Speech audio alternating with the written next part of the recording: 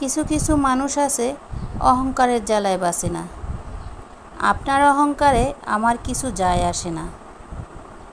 আপনি যে আমার পিছে পিছে কথা বলেন সেটা কিন্তু আমি জানি, কিন্তু আমি কিছুই বলি না। যখন আমি বলা শুরু করব আপনি কিন্তু থামাইতে পারবেন না।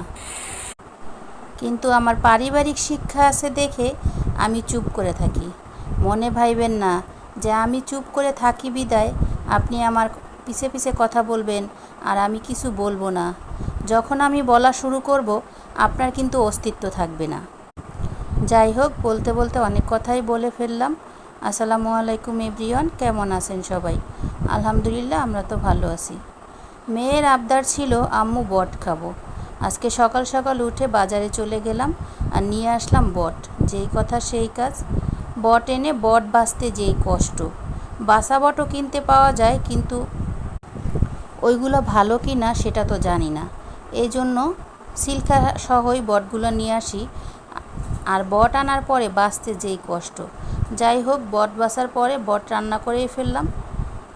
এই তো, আর আমি প্রেশার কুকারে রান্না করেছি, রান্না করতে বেশি একটা টাইম লাগেনি। তা সবাই ভালো থাকবেন। আল্লাহ হাফেজ। আসসালামু আলাইকুম।